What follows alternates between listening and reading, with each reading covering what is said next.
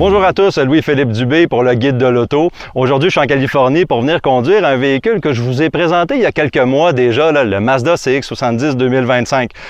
Comme vous le voyez, le même style, les mêmes dimensions, les mêmes groupes motopropulseurs ici que dans le CX-90. La seule différence, c'est dans le CX-70, il n'y a pas de troisième rangée, tandis que dans le CX-90, il y a une troisième rangée. Donc, je vous dis les mêmes moteurs. On a affaire à deux moteurs, un 6 cylindres en ligne turbocompressé qui a une composante hybride légère. On développe 280 chevaux. Également, il y a une variante à 340 chevaux dans les modèles supérieurs pour ce moteur-là. On a également une motorisation hybride rechargeable. C'est un 2,5 litres 4 cylindres avec une batterie et un moteur électrique. On développe 323 chevaux avec cette motorisation-là. Puis on peut parcourir jusqu'à 42 km sur la batterie et le moteur électrique. Aujourd'hui, ce que j'ai apprécié d'emblée du CX-70, comme je l'apprécie sur le CX-90, c'est la dynamique de conduite. Chez Mazda, on met beaucoup d'accent sur la dynamique de conduite. Et puis, la CX-70, un véhicule très maniable dans les routes sinueuses où on l'a amené aujourd'hui. C'était très agréable à conduire. Ça rivalise aisément avec les utilitaires allemands. Puis ça, c'est une excellente affaire. Qu'est-ce que j'ai moins aimé dans la conduite? C'est la transmission. On a une transmission à 8 vitesses automatique. Puis cette transmission-là, c'est comme un peu une boîte à surprise. On ne sait jamais vraiment dans quel rapport va aller. Surtout dans les départs, on a l'impression qu'elle hésite un petit peu. Puis ça, je trouve ça dommage parce que ça empiète sur une conduite, une dynamique de conduite qui est excellente. On a un moteur ici, le 6 cylindres en ligne, qui est extrêmement bien calibré avec le système à rouage intégral iActive. Puis là, tu as cette transmission-là qui vient un petit peu gâcher le party, là, si on veut. Je trouve que chez Mazda, on a une 6 vitesses automatique qui est extraordinaire. C'est sûr qu'elle est vieille un peu, cette transmission-là, mais je trouve qu'elle aurait fait un meilleur travail dans le véhicule. C'est sûr que c'est quelque chose qui est probablement réglable là, facilement chez Mazda. Probablement dans les prochaines années, s'il y a des évaluations qui se font, peut-être qu'il y a des ajustements qui peuvent se faire avec cette boîte à 8 rapports. Amplement de puissance, évidemment, dans les deux moteurs. Là, je trouve qu'il ne manque pas de puissance sur la pédale.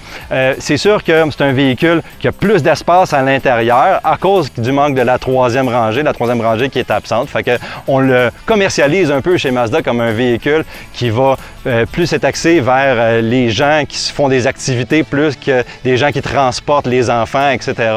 Donc, c'est un véhicule qui est identique au CX-90, mais je trouve que le marketing va être vraiment différent. À l'intérieur, on a le même intérieur, évidemment. On a l'écran, le système d'infodivertissement Mazda qui est contrôlable la bonne majorité du temps avec la roulette dans la console centrale. Ça, c'est quelque chose que j'aime moins également. C'est sûr qu'il y a des instances où on peut utiliser Apple CarPlay et Android Auto et on peut utiliser l'écran tactile, mais autrement, ça se contrôle avec cette roulette-là.